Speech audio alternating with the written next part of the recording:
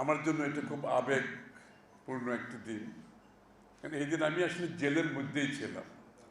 শেখ হাসিনা যখন পালিয়ে যায়, আর্মি চিফের অ্যানাউন্সমেন্টটা আমরা জেলে বসে শুনছিলাম। তখন জেলে তো আবার রেডিও অ্যালাউড ছিল না, ওই অনেকে আবার জেলের মধ্যে চুরি করে কিছু রেডিও নেয় এদিক সেদিক। তো ওরা একজন এসে আমাদেরকে বলছে আর্মি চিফ বক্তৃতা দেবে, এখন আমরা এটা শুনতে পারি। তখন বাইনাও তো আমরা বুঝতে পেরেছি শেখ হাসিনার পতনের ঘন্টা বেজে গেছে। তো জেলখানার ভিতরে পরিবেশ কিন্তু পরিবর্তন হয়ে গেছে। এতদিন ছিলাম আমরা কয়েদির মতো, 5টার সময় লক আপ, বাসায় কোনো ফোন করা যাবে না, কেউ দেখা করতে পারবে না, কোনো খাওয়া আসতে পারবে না। কঠিন অবস্থা জেলখানায়, তো আর বলার দরকার নেই। এবং আমাদের সামনে মানুষ অসুস্থ হয়ে যাচ্ছে, মারা যাচ্ছে, চিকিৎসা দিচ্ছে না। তো এই অবস্থার মধ্যে যখন এই সিচুয়েশনটা যখন এরকম জায়গায় গেল, জেলখানার ভিতরে একটা বড় পরিবর্তন আসলো। জেল সুপার সব আমার রুমে চলে আসলো। তখন মনে হলো আমি জেলখানার মালিক হয়ে গেছি, ওরা প্রিজনার হয়ে গেছে। অবস্থাটা অনেকটা ওইরকমই, স্যার এখন কি করতে হবে। তখন তো আবার জেল এমন অবস্থা, আমার সাথে তো আবার 10,000 নেতা কর্মী ছাত্র জনতা জেল একসাথে, আমরা কেরানীগঞ্জ জেলে, আমরা 10,000 একসাথে জেলে। তখন জেল যখনই অ্যানাউন্স করলো আর্মি চিফ, মানে মনে হয় জেলের মধ্যে একটা বোমা ফুটেছে আর কি। একটা এমন শব্দ হঠাৎ করে অ্যানাউন্সমেন্টের সাথে সাথে ভম, এরকম একটা শব্দ পুরো জেলখানায় একসাথে। তখন যখন বুঝতে পারলো শেখ হাসিনা পালিয়ে গেছে, একটা জেল ব্রেকের একটা চেষ্টা হচ্ছিল, কারণ সবাই তো অন্যায়ভাবে নিয়ে গেছে, এখানে তো কেউ দোষী না। এই লোকগুলো সব নির্দোষ লোক, নিরীহ মানুষ রাস্তায় আন্দোলন করছে কিংবা আন্দোলনের অংশগ্রহণ করেছে, তাদেরকে নিয়ে গেছে বিনা বিচারে, কোনো দোষ ছাড়া। তো ওরা জেল ব্রেকের একটা চেষ্টা চলছে। এখন জেল যখন ব্রেক হলে তো সমস্যা। আমার কাছে জেল সুপার বলছে, স্যার আপনি যদি এদেরকে একটু শান্ত না করেন, জেল ব্রেক হলে, বিশেষ করে আপনার প্রেজেন্সে যদি জেল ব্রেক হয়, এটা তো স্যার একটা রেকর্ডে থেকে যাবে, এটা তো আগামী দিনের জন্য একটা খারাপ নিউজ হবে। জেল ব্রেকটা যাতে না হয়, তাই আমি বললাম যে কী করতে হবে। তো বলে যে আপনি স্যার একটু সব, অনেকগুলো জেলখানার মধ্যে তো অনেকগুলো দালান আছে, বিভিন্ন দালানের মধ্যে আছে। তো ওরা একটা মাইক, হ্যান্ড মাইক নিয়ে আসলো আমার জন্য। আমি প্রত্যেক দালানের সামনে গিয়ে তাদেরকে বলছি, ভাই শেখ হাসিনা পালিয়ে গেছে, আমরা সবাই জেল থেকে বেরোতে পারবো, ব্রেক করার কোনো দরকার নেই, মেবি 2-1 দিন সময় লাগতে পারে, আর আমি আপনাদের ছাড়া বের হব না, আমি আপনাদেরকে আশ্বস্ত করছি, আপনাদের ছাড়া আমি বের হব না জেল থেকে। তখন তারা শান্ত হলো। তারপরে কিছুটা ব্রেক হয়েছিল, ওখানে আর্মি গিয়েছে, গোলাগুলি হয়েছে, হেলিকপ্টার গিয়েছে, হয়েছিল। একটা খুব কঠিন সময় ছিল। মানে তখন আবার আমাদেরও ভয় হচ্ছে যে জেল হত্যার মতো ব্যাপার তো হয়ে যায়। এর মধ্যে আবার শেখ হাসিনার শেষ অঙ্কতে আমাদেরকে আবার গুলি করে না মেরে ফেলে জেলের ভিতরে, এটা একটা ভয় ছিল। যাই হোক, ওই দিনটা কোনোদিন ভুলতে পারবো না।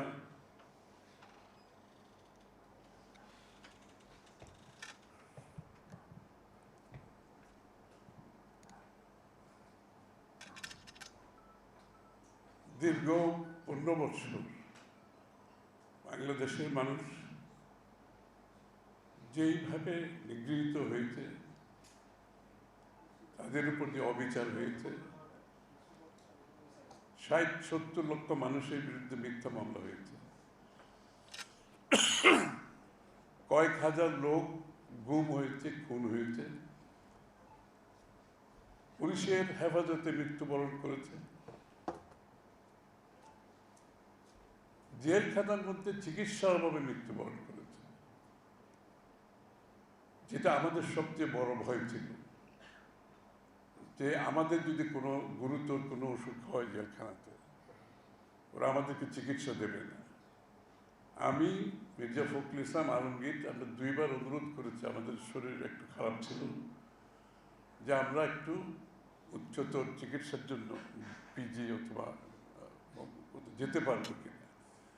তো ওরা বলছে আপনাদের তো স্যার আমি তো পারবো না, একটা তো পারমিশন লাগবে। তো পারমিশন আর কোনোদিন আসে নাই, এবং কারোর জন্য কোনো পারমিশন আসে না। এই যে আপনারা যত জেলখানায় মৃত্যু দেখেন, যে হসপিটালে আনানোর পর মৃত্যুবরণ করে, সব মিথ্যা কথা। এদেরকে চিকিৎসা না দিয়ে জেলখানায় মৃত্যুবরণ করছে। বেগম খালেদা জিয়াকে যেখানে চিকিৎসা দেয়নি, এখানে আমাকে কোত্থেকে চিকিৎসা দেবে? এটা ছিল বড় ভয়। আমাদের সামনে অনেক লোক মারা গেছে জেলখানায়, চিকিৎসা করতে দেয়নি। আমরা বলেছি এই লোকগুলোকে চিকিৎসা করতে দেয় না। জেলখানার ভিতরে তেমন কোনো চিকিৎসার সুযোগ নেই। তো এই সমস্ত আপনারা চিত্রে যা দেখছেন, চিত্রের পিছনে লক্ষ লক্ষ মানুষ যারা গত 15 বছর ধরে, গত 36 দিনে, ওই 36 দিন সময়ে কত মানুষের যে অবদান এই শেখ হাসিনার পতনের জন্য, মানে সেটা বলে শেষ করা যাবে না। এটা শুরুটা হয় কিভাবে? এটা শুরুটা হয় যখন কোনো শাসক জনগণের রাজনৈতিক, সাংবিধানিক, গণতান্ত্রিক অধিকার কেড়ে নিয়ে নেয়। এখান থেকে শুরু হয় কিন্তু। এবং কেড়ে নেওয়ার অস্ত্রটা হচ্ছে একটা, যে আপনাদেরকে ভোট দিতে দেবে না। আর তো কোনো অস্ত্র নাই। ভোট, জনগণের ভোটে নির্বাচিত হওয়ার প্রয়োজনীয়তা নেই। এটা তাদের প্রথম ক্যাপচার করতে হয়, আপনার নির্বাচনী প্রক্রিয়াকে ক্যাপচার করতে হয়। এবং নির্বাচনী প্রক্রিয়াকে ক্যাপচার করার পরে সে যখন ক্ষমতা দখল করে, জনগণকে বাইরে রেখে ক্ষমতা দখল করে, তাকে ক্ষমতায় থাকতে হলে তাকে প্রতিদিন অধিকতর স্বৈরাচারে পরিণত হয়। কারণ তাকে থাকতে হলে জনগণের অধিকার তাকে কেড়ে নিতে হবে। আপনার প্রেস কথা বলতে পারবে না, আপনার গণতান্ত্রিক অধিকার আপনি এক্সারসাইজ করতে পারবেন না, সাংবিধানিক অধিকার এক্সারসাইজ করতে পারবেন না, রাজনৈতিক অধিকার এক্সারসাইজ করতে পারবেন না। এবং এই ধারাটা কিন্তু অব্যাহতভাবে বাড়তে থাকে। যত দিন যায়, তার যখন জনপ্রিয়তা একেবারে তলায় চলে আসে, তার কিন্তু এই ফ্যাসিস্ট, তখন স্বৈরাচার ফ্যাসিস্টে পরিণত বাধ্য হয়। কারণ তাকে ওখানে থাকতে হলে সব অধিকার একটার পর একটা কেড়ে নেওয়া ছাড়া তার ওখানে থাকার কোনো সুযোগ নেই। তখন সে এমন জায়গায় যায়, তখন গুম, খুন, হত্যা, মিথ্যা মামলা, জেলখানায় মৃত্যু, পুলিশের হেফাজতে মৃত্যু, আপনার এগুলো তার জন্য কোনো ব্যাপারই না। কারণ এগুলো ক্রমান্বয়ে সেই জায়গায় চলে যায়। তো বাংলাদেশটা সেই জায়গায় চলে গিয়েছিল। এবং এত লোকের স্যাক্রিফাইসের পর একটা জায়গায় যখন আমরা লাস্ট মুভমেন্টে 36 দিনে যখন পতন ঘটে, এটা অনিবার্য ছিল। এটা অনিবার্য ছিল, সময়ের ব্যাপার। আমি যখন এর শেষের বারের আগের বার জেল থেকে বের হই, নির্বাচনের সময় যখন আমাদেরকে নিয়ে গেল, 2024-এর নির্বাচন আগে আমাদেরকে সবাইকে জেলে নিয়ে গেল। জেল বের হওয়ার পরে আমাকে সাংবাদিকরা জিজ্ঞেস করলো, এখন কি হবে? ইলেকশন তো ওরা করে ফেলেছে, আপনাদেরকে জেলে বন্ধ করে, এখন কি হবে 24-এর নির্বাচনের পরে? তখন আমি বললাম, I give them another 6 months, মানে আরো 6 মাস দিলাম। সাংবাদিকরা একটু অবাক হলো, উনি কি বলছেন? উনি 6 মাসের মধ্যে কিভাবে পতন হবে? কারণ আমি দেখছি এই স্বৈরাচারও যখন একটা এসব করতে করতে একটা জায়গায় চলে যায়, এটার আবার একটা বলে, ইংরেজিতে বলে আপনার এক্সপায়ারি ডেট আছে সব কিছু। আপনি পণ্যের যেরকম এক্সপায়ারি ডেট আছে না, স্বৈরাচারেরও একটা এক্সপায়ারি ডেট আছে। কারণ সে এগুলো করতে করতে একটা পর্যায়ে তার লোকগুলো, এটার ক্যাপাসিটি ওদের কমে আসে আস্তে আস্তে। এবং জনগণের সবার তো, এটা বাংলাদেশ তো সবার দেশ, সে বাইরে থেকে তার বউর প্রশ্নের সম্মুখীন হয়, আত্মীয় স্বজনের সামনে প্রশ্নের সম্মুখীন হয়, তোমরা আর কত মানুষ মারবে, আর কত লোককে জেলে দেবে। সামাজিক প্রক্রিয়া, প্রতিক্রিয়া সকলের মধ্যে কাজ করতে যখন শুরু করে একটা, তখন কিন্তু তাদের মধ্যে যে মানসিক দুর্বলতা ডেভেলপ করে, সেই জায়গায় যখন আসে, তখনই একটা শেষ ধাক্কায় তারা যেতে হবে। আমি 6 মাস বলছিলাম, লাগছে কিন্তু 7 মাস, 1 মাস বেশি লাগছে। তো এটা আসতে বাধ্য, এটা কারণ বাংলাদেশের মানুষের মনে রাগ, ক্ষোভ এটা এমন জায়গায় ছিল, তারা এটা সহ্য করতে করতে এক ব্রেকিং পয়েন্টে চলে আসছে। তো সেটা হয়েছে, দেশটা মুক্ত হয়েছে আমাদের। তবে মুক্ত হলে আমাদেরকে এখন নতুন বাংলাদেশের কথা আমরা সবাই বলে যাচ্ছি, এবং নতুন বাংলাদেশে আমাদেরকে করতে হবে। কিন্তু আমাদেরকে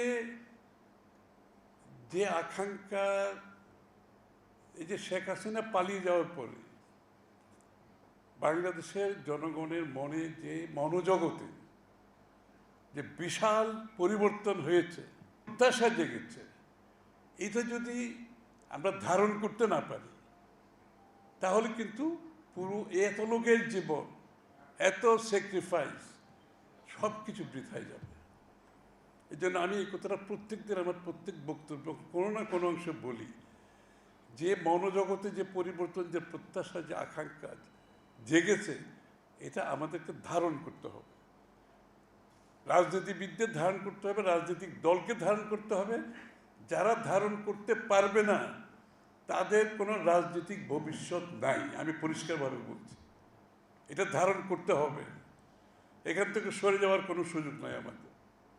এই জন্য আগামীর বাংলাদেশ গড়ার যে প্রত্যয়ে আমরা কাজ করে যাচ্ছি, সেখানে সকলের মধ্যে যেই কারণে শেখ হাসিনা ফ্যাসিস্ট হয়েছে, যে গণতন্ত্রকে ধ্বংস করে এককভাবে রাজত্ব নিয়েছে, আমাদেরকে গণতন্ত্র পরিপূর্ণভাবে পুনঃপ্রবর্তন করতে হবে।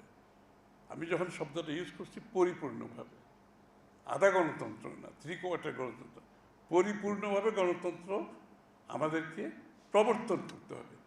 এবং সেই গণতন্ত্র প্রবর্তনের জন্য আমাদেরও মন মানসিকতার প্রয়োজন আছে। এই জন্য আমাদের রাজনীতিতে, সংস্কৃতিতে, রাজনৈতিক সংস্কৃতিতে পরিবর্তন আনতে হবে। আমাদের রাজনৈতিক অবস্থানে সহনশীল হতে হবে, আরেকজনের মতামতের প্রতি আমাকে সহনশীল হতে হবে। আরেকজনের সাথে আমি ভিন্ন মত পোষণ করেও তার মতের প্রতি সম্মান জানাতে হবে। সাংঘর্ষিক রাজনীতি থেকে বেরিয়ে আসতে হবে, মব কালচার থেকে বেরিয়ে আসতে হবে। আমি বলছি এটা হতে হবে। যারা বলবে, আচরণ করবে, তারা শেখ হাসিনার সাথে তাদের কোনো ব্যবধান নেই, তো তাই একই লাইনের মানুষ। আমি বলছি এটা হতে হবে। তা আমরা বাংলাদেশের জনগণের মালিকানার জন্য যুদ্ধ করেছি, এত বছর প্রাণ দিয়েছি, জেল খেটেছি, ত্যাগ স্বীকার করেছি বাংলাদেশের মানুষ, লক্ষ কোটি মানুষ।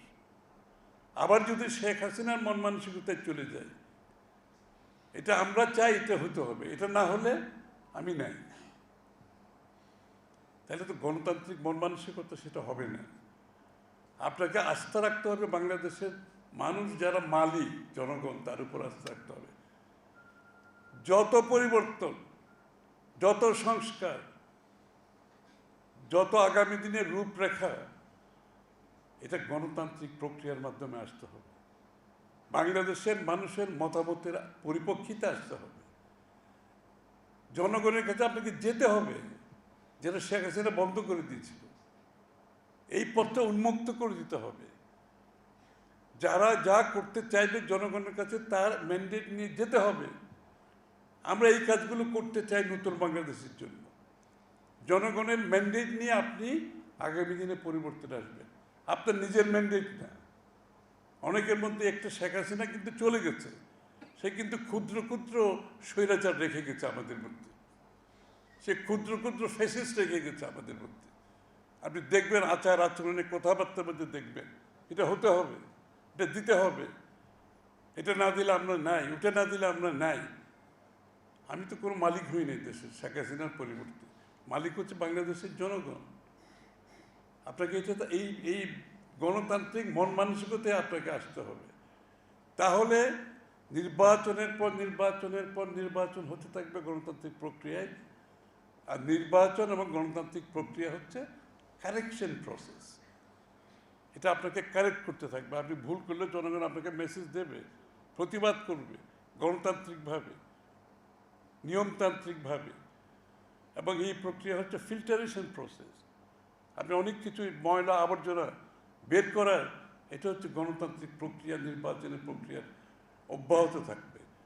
আমরা যদি 2001-এর পর থেকে যদি বাকি নির্বাচনগুলি সুষ্ঠু নির্বাচন করতে পারতাম নিয়মতান্ত্রিকভাবে জনগণের ভোটে, আজকে বাংলাদেশ কিন্তু একটা অন্য জায়গায় থাকত। আমরা তো এগিয়ে যাচ্ছিলাম। আমরা যখন বিএনপি যখন ক্ষমতায় ছাড়ে, গ্রোথ রেট ছিল, প্রবৃদ্ধি ছিল 7.06%, এবং কার্ভটা ছিল এরকম কার্ভ ছিল। ওই ধারা অব্যাহত থাকলে বাংলাদেশ আজকে ডাবল ডিজিট 10-11% গ্রোথে থাকতো প্রবৃদ্ধি। এরকম ইউনিভার্সিটি আরো 5টা হতো। প্রত্যেকটি ক্ষেত্রে সকলের জীবনের মানের উন্নয়ন হতো। এখন আমাদের যে প্রত্যয়, সেটা হচ্ছে টু বিল্ড দ্য নেশন। এই মুহূর্তে আমাদের সকলকে যে ত্যাগের যদি আমরা যদি সম্মান জানাতে চাই, এই নেশনকে আমরা কীভাবে বিল্ড করব সকলে মিলে, যার যার অবস্থান থেকে নেশন বিল্ডিংয়ের মধ্যে, দেশ গড়ার প্রত্যয়ের মধ্যে কাজ করতে হবে। তাহলে এই ত্যাগের আপনি সঠিকভাবে তাদেরকে মূল্যায়ন করা হবে আমাদেরকে। আমি যদি আপনাদের ইউনিভার্সিটির কথাই বলি, আমি যদি ভেটেরিনারি সায়েন্সের কথা বলি, এই সেক্টরে আমরা কী করতে পারব, এটা হবে আমার এখন চিন্তা, চিন্তা, আগামী দিনের চিন্তা। তাহলে বাংলাদেশের মানুষের আপনি রাজনৈতিক অধিকার, এবং এই জন্য আমাদের সকলকে কাজ করতে হবে একসাথে।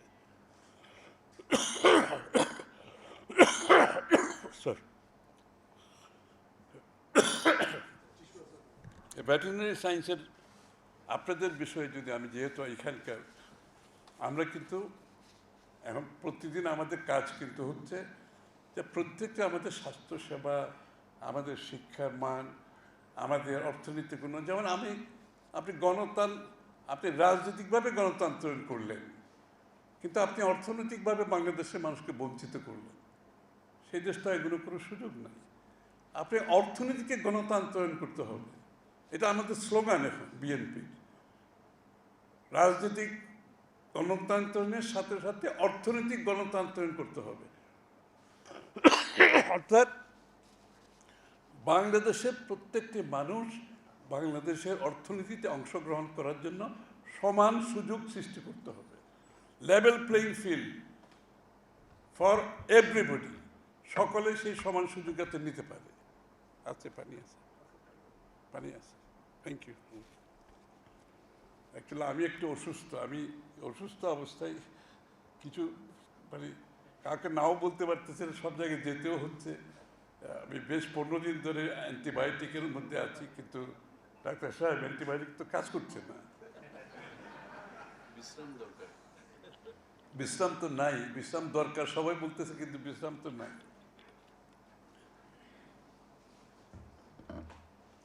তো আমাদেরকে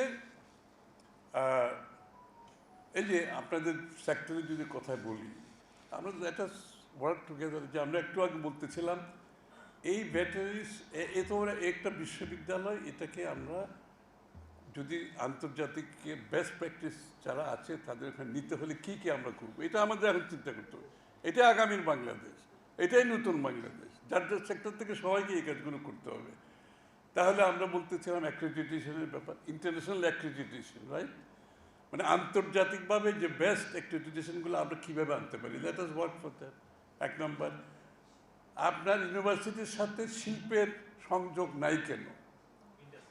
দুনিয়ার যে সমস্ত দেশ রিসার্চ থেকে শুরু করে, প্রোডাক্ট ডেভেলপমেন্ট থেকে শুরু করে, আপনার মার্কেটিং থেকে শুরু করে, হেলথ সেফটি থেকে শুরু করে যত রিলেটেড ইস্যু আছে, এগুলো ইন্ডাস্ট্রি এবং শিল্প এবং ইউনিভার্সিটিতে হাতে হাত মিলিয়ে কাজ করে। এই যে সিলিকন ভ্যালি, যে আপনি যে এত বড় দেখতেছেন আজকে, সিলিকন ভ্যালি যে রেভলিউশন আনছে আপনার আইটি সেক্টরে, ওখানে তো ইন্ডাস্ট্রি এবং ইউনিভার্সিটি হাতে হাত মিলিয়ে কাজ করে। It's a mutual relationship, symbiotic, একজন একজনের সাথে কাজ করে, এবং ইন্ডাস্ট্রির রিকোয়ারমেন্টকে তারা ইউনিভার্সিটিকে দেয় রিসার্চ করার জন্য, এবং ইউনিভার্সিটি রিসার্চ করে প্রোডাক্ট ডেভেলপমেন্ট করে কীভাবে best safety, food safety university ইন্ডাস্ট্রিকে দেয়, ইন্ডাস্ট্রি সেটা দেয়। It's a mutual relationship. বাংলাদেশে সেটা আমরা করতে পারি নাই।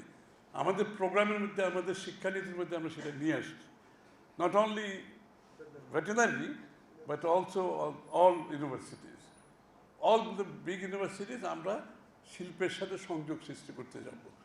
তো এইখানে আপনার রিসার্চ, এই যে আমেরিকাতে আজকে রিসার্চে এই জায়গায় কেমন গেছে, কিন্তু ইউনিভার্সিটির কন্ট্রিবিউশন, ইউনিভার্সিটির সাথে হচ্ছে আইটি সেক্টরে আমাদের অনেক বড় প্রোগ্রাম আছে। আমাদের তো ইয়াং ছেলেমেয়েরা এখন মেট্রিক আইএ পাস করে বসে আছে, বিএ পাস করে বসে আছে, তাদের জন্য কোনো চাকরি নেই। তাও তো ভেটেনারি থেকে যারা আসছে তাদের তো চাকরি টাকরি ঠিক আছে, মোটামুটি অসুবিধা নেই, কিন্তু তাদের বিদেশে তো অনেক চাকরি আছে। আমরা যদি অ্যাক্রিডিটেশনে নিয়ে যেতে পারি, আপনাদের কিন্তু বিশাল, আমি তো কালকে দেখতেছিলাম, যেহেতু আজকে এখানে আসবো, যে কোথায় কোন দেশে অপরচুনিটি কী আছে। আমি তো দেখছি ইউকেতে সিরিয়াস ভ্যাকেন্সি প্রবলেম, ভেটেনারিতে অনেক লোকের দরকার হতে। তো আমি একটা কার্ডিওলজিস্ট, অ্যানিমাল কার্ডিওলজিস্ট বছরে 6 কোটি টাকা ইনকাম করে, 6 কোটি টাকা, 5 লাখের উপর ডলারের উপর তার ইনকাম। আমি একটু কালকে দেখতেছিলাম, যেহেতু আজকে এখানে আসবো আপনাদের এখানে। তা আমাদের তো আসলে ওই গ্র্যাজুয়েশনে যেতে হবে ক্রমান্বয়ে। হ্যাঁ, তারপরে তো ব্লু ইকোনমি আছে, তারপরে লাইভ স্টকে তো আমাদের বাংলাদেশের অর্থনীতিতে লাইভ স্টক একটা বিশাল বিশাল বিশাল ব্যাপার, ফিশারিজ একটা বিশাল বিশাল ব্যাপার। হ্যাঁ হ্যাঁ, তারপরে না আমাদের তো এনভায়রনমেন্টের উপর, ওয়াইল্ড লাইফ, ক্লাইমেট, এগুলো বিগ ইস্যু, এগুলোর সাথে ভেটেনারির কিন্তু রিলেশনশিপ আছে। এনভায়রনমেন্টালিস্ট অনেক ভেটেনারিতে আমি দেখছি এখন এনভায়রনমেন্টে কাজ করতেছে, অনেক জায়গায় কাজ করতেছে। হ্যাঁ, তো সুতরাং এগুলো সব ইন্টার রিলেটেড। তা আমরা এইগুলো কী করবো, এগুলো হচ্ছে আগামী বাংলাদেশ, নতুন বাংলাদেশের স্বপ্ন আমাদেরকে দেখতে হবে, এবং এগুলোর জন্য আমরা কাজ করছি। আমাদের শিক্ষানীতির মধ্যে এগুলো সব আসছে, এই জন্য আমি কথাগুলো বলছি, এবং এগুলোর উপর আমাদের এক্সপার্টরা কাজও করতেছে, যাতে আমরা, যদি জনগণ আমাদেরকে দায়িত্ব দেয়, আমরা ডে 1 থেকে যাতে পারফর্ম করতে পারি, নট আসার পরে না। So we are sort of ready for so many things. এবং নতুন জেনারেশনের যে স্বপ্ন, যে আমাদের আইটি রিলেটেড লক্ষ লক্ষ ছেলে মেয়ে কাজ করবে, বাড়িতে বসে কাজ করবে, কল সেন্টার, যে ইন্ডিয়াতে এত বড় কল সেন্টার বিশ্ব, তো আমরা আমাদের ছেলেমেয়েরা তো তাদেরকে যদি আমরা ট্রেনিং করি, সবাই কল সেন্টারে কাজ করতে পারবে। এবং কল সেন্টার আমরা করবো, আমরা সিদ্ধান্ত নিয়েছি, ডেটা সেন্টার করবো, কল সেন্টার, বিপিও হবে বাংলাদেশে। এগুলোর উপর অলরেডি আমরা কাজ করতেছি এবং আমরা ইনভেস্ট করবো। আমরা ক্রিয়েটিভ ইন্ডাস্ট্রিতে যাব, পুরনো ধাঁচের অর্থনীতিতে থাকলে চলবে না। অর্থাৎ আমাদের দেশে যত কামার কুমার তাঁতি আছে, এদের প্রোডাক্টকে ডেভেলপ করার জন্য আমরা এদেরকে টেকনিক্যাল সাপোর্ট দেবো, এদেরকে আমরা ব্র্যান্ডিং করবো, ইন্টারন্যাশনাল প্ল্যাটফর্মে লাইক অ্যামাজনে নিয়ে যাবো। অ্যামাজনে তো এখন গ্রামে বসে এক্সপোর্ট হচ্ছে। আপনি থাইল্যান্ডে যদি যান, 1 ভিলেজ 1 প্রোডাক্ট, একটা গ্রামের মধ্যে তারা একটা প্রোডাক্ট করতেছে, ওখানে হচ্ছে গভর্নমেন্ট সাপোর্ট দিচ্ছে, স্কিল ডেভেলপমেন্ট করছে, তারপরে ডিজাইন করতে দিচ্ছে, ইনপুটগুলো দিচ্ছে, যে যা যা র মেটেরিয়াল দরকার দিচ্ছে, ওরা বানাচ্ছে, ওই গ্রাম থেকে অ্যামাজনে অনলাইন বিক্রি হচ্ছে, কোনো কারণে যেতে হচ্ছে না, কোনো শিপমেন্টের জন্য কোথাও যাচ্ছে না, কোরিয়ার সার্ভিস ডেলিভারি সারা দুনিয়াতে দিচ্ছে। তা আমাদের প্ল্যানের মধ্যে ক্রিয়েটিভ ইন্ডাস্ট্রি একটা বিশাল অংশ, আমাদের দেশের বিভিন্ন অঞ্চলে যারা আছে, তারা যে তাদের এলাকায় বসে কাজ করতে পারে, এবং মাইগ্রেশন যাতে না হয়, আমরা জবটাকে যাতে এলাকায় নিয়ে যেতে পারি। জবের জন্য চিটাগং ঢাকা আসতে হবে কেন মানুষকে? যত বেশি সম্ভব জবকে আমরা মানুষের দোরগোড়ায় নিয়ে যেতে পারবো। So we are having a new modern approach. আগের মতো অর্থনীতি আপনি চলবে না, অর্থনীতিতে বড় ধরনের চাষ, এই জন্য নতুন বাংলাদেশ করতে গেলে আমরা নতুন চিন্তা করতে কোনো লাভ হবে না। এবং গণতান্ত্রিক, শেষ কথা বলে আমি শেষ করছি, যে গণতান্ত্রিক মন মানসিকতা, গণতান্ত্রিক সংস্কৃতি থাকতে হবে। আমাদের কথাবার্তায়, আচার আচরণে এমন কিছু আমরা বলবো না যাতে করে আমরা একটা সাংঘর্ষিক অবস্থায় চলে যাই। আমাদের সহনশীলতা থাকতে হবে, অন্যের সাথে দ্বিমত পোষণ করেও তার প্রতি সম্মান জানাতে আমার তো কোনো অসুবিধা নেই।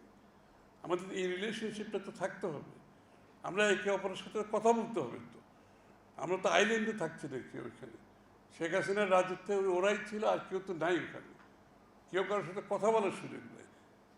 সুতরাং আজকে আমাদের ওখান থেকে বেরিয়ে আসতে হবে, আমাদের মন মানসিকতায় পরিবর্তন আনতে হবে, কথাবার্তায়, আচরণে গণতান্ত্রিক হতে হবে। গণতান্ত্রিক কথাই বলবো, কিন্তু গণতান্ত্রিক আচরণ করবো না, এটা তো হবে না। তো আমরা মনে হয় এই জিনিসগুলো মাথায় রাখবো ইনশাআল্লাহ। আমি আশাবাদী বাংলাদেশের মানুষের তাকে নির্বাচনের মাধ্যমে একটা নির্বাচিত সংসদ সরকার, যে সরকার জনগণের কাছে জবাবদিহি দায়বদ্ধ থাকতে হবে, অ্যাকাউন্টেবল থাকতে হবে। এবং রাজনীতিবিদরাও যদি মনে না করে তার নির্বাচিত হওয়ার পরে সে রাজা মহারাজা হয়ে গেছে, সে বাংলাদেশের মালিক হয়ে গেছে শেখ হাসিনার মতো, তাহলে কিন্তু সমস্যা আছে। সুতরাং আমি তো বলছি গণতান্ত্রিক সংস্কৃতিতে বড় পরিবর্তন আনতে হবে, মন মানসিকতা। যারা সেবার উদ্দেশ্য নিয়ে রাজনীতি করবে তাদের করা উচিত, বাকিদের রাজনীতি করা উচিত। মানুষের সাথে যারা থাকতে পারবে তাদের রাজনীতি করা উচিত। সবাইকে ধন্যবাদ।